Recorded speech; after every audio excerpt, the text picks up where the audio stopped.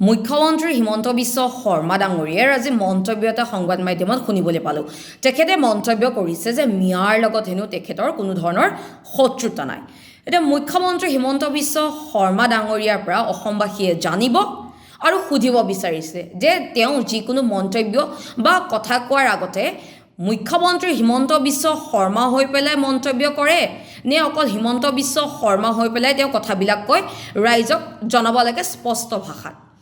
আৰু তেওঁ কৈছে যে মিয়াৰ লগত তেওঁ কোনো ধৰণৰ শত্ৰুতা নাই, লগতে তেওঁ 10টামান চৰ্ত তেওঁ বান্ধি দিছে।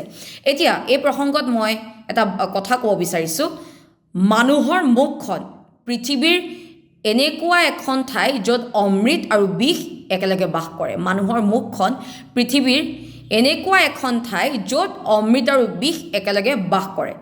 এতিয়া কথা হৈছে যে তেওঁ 10টামান চৰ্ত বান্ধি দিছে। তাতে আছে লেণ্ড জেহাদ, ফাৰ্টিলাইজাৰ জেহাদ আৰু বন্দে মাতৰম।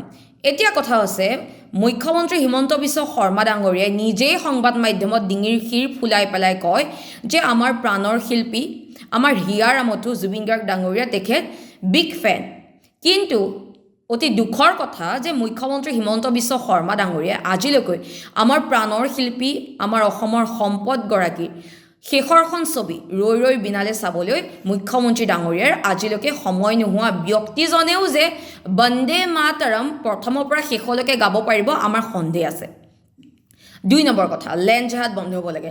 হয়, লেণ্ড জেহাদ বন্ধ হ'ব লাগে, কিন্তু লেণ্ড জেহাদ বন্ধ হ'ব লাগে আপোনালোকৰ ঘৰৰ পৰা। বিজেপিৰ নেতা মন্ত্ৰীসকলৰ ঘৰৰ পৰা লেণ্ড জেহাদ বন্ধ হ'ব লাগে।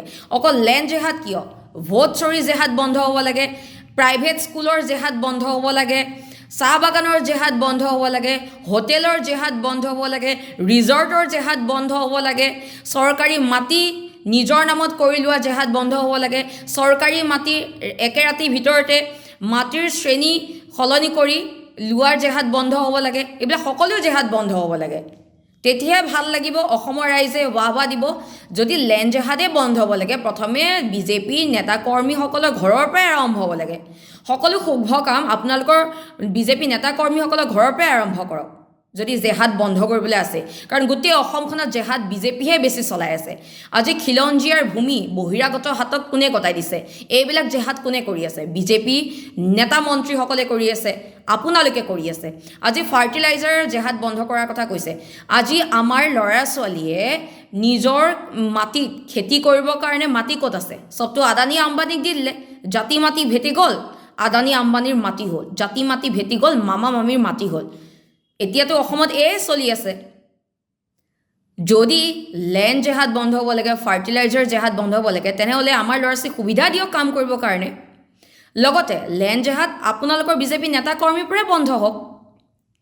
মুখ্যমন্ত্ৰী ডাঙৰীয়াই কিছুদিনৰ আগতে সংবাদ মাধ্যমত মন্তব্য কৰিছিলে যে উজনিৰ পৰা যুৱক যুৱতী ওলাই আহি পেলাই এটা সম্প্ৰদায়ক নাইকিয়া কৰি দিব। মুখ্যমন্ত্ৰী ডাঙৰীয়াই নিজে উচতনি দিছিলে। আজি আকৌ কৈছে যে মিয়া তেওঁৰ শত্ৰুতা নহয়। অসমৰ ৰাইজে বুজি পোৱা নাই আপুনি কথাবিলাক মুখ্যমন্ত্ৰী হিমন্ত বিশ্ব শৰ্মা ডাঙৰীয়া হৈ পেলাই কয় নে অকল মুখ্যমন্ত্ৰী হিমন্ত বিশ্ব শৰ্মা হৈ পেলাই কথাবিলাক কয়? তাৰ 2 দিনমানৰ আগত আপুনি কৈছিলে যে মিয়া অসমীয়াৰ অংগ হয়, মিয়াই নিজকে বেলেগ বুলি ভাবিব নালাগে। তাৰ 2 দিনমানৰ পিছত ক'লে যে মিয়া একেবাৰে নাইকিয়া কৰি দিয়া হ'ব বুলি। সংবাদ মাধ্যমত আপুনি সময়ে সময়ে নিজৰ ষ্টেটমেণ্টবিলাক চেঞ্জ কৰি থাকে। আপোনাৰ যিবিলাক এজেণ্ডা, আপোনাৰ যিবিলাক প্ৰপগেণ্ডা এতিয়া অসমৰ ৰাইজে বুজি পাইছে, তাত আমাৰ ক'বলগীয়া নাই। এতিয়া আপোনাৰ বক্তব্যবিলাক শুনি এনেকুৱা লাগিছে, মই আগতে কৈছিলোঁ যে মুখ্যমন্ত্ৰী ডাঙৰীয়াৰ কাৰণে মিয়া আৰু মুছলমান শব্দ দুটা জ্বলা চানাৰ নিচিনা। সোৱাদ ল'বলৈও নেৰে, জ্বলা জ্বলা বুলিও কয়।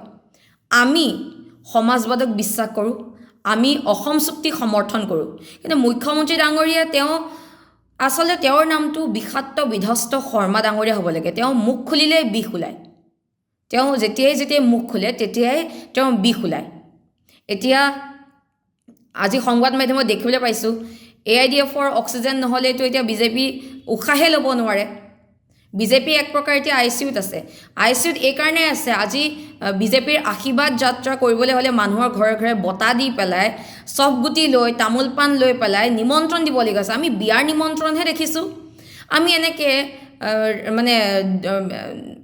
ৰাজনৈতিক দলৰ এইবিলাক আশীৰ্বাদ যাত্ৰা, এইবিলাকতো আমি এনেকৈ মানুহ মাতি অনা দেখা নাই আজি আৰু এটা ফোন কল শুনিবলৈ পালোঁ মানে আঁচনি কাটি দিব আঁচনি কাৰো কোনো এটা বিজেপি দলৰ আঁচনি নহয়তো চৰকাৰৰ আঁচনি হয় চৰকাৰে দিছে দলে নাই দিয়াতো আঁচনি কাটিবৰ কাৰণে আৰু প্ৰত্যেকজন মানুহৰ তাত পইচা সোমাই আছে ৰাতিপুৱা শুই উঠাৰ পৰা ৰাতি শোৱালৈকে টেক্স দি থাকে এতিয়া এইখন চৰকাৰ এই অৱস্থা হৈছে যে আজি মুখ্যমন্ত্ৰী ডাঙৰীয়াই নিজেই মিয়াৰ লগত শত্ৰুতা নাই বুলি কৈছে এতিয়া এইটো প্ৰসংগত মই এই বিজেপিৰ IT চেলৰ 1500 টকীয়া ভেৰণীয়া গুণ্ডাবিলাকক সুধিব বিচাৰিছোঁ বিৰোধীয়ে হওক বা সাধাৰণ জনতাই হওক যেতিয়াই মানে চৰকাৰখনৰ দুখবিলাক দেখুৱাই দিয়ে তেতিয়াই এই 1500 টকীয়া বিজেপিৰ IT চেলৰ ভাইটি চেলৰ ভেৰণীয়া গুণ্ডাবিলাকে মিয়ানী গেদি এইবিলাক কথা কয় এতিয়া মুখ্যমন্ত্ৰী ডাঙৰীয়াৰ ক্ষেত্ৰত কি ক'ব তেওঁ কি বুলি সম্বোধন কৰিব জানিব বিচাৰিছোঁ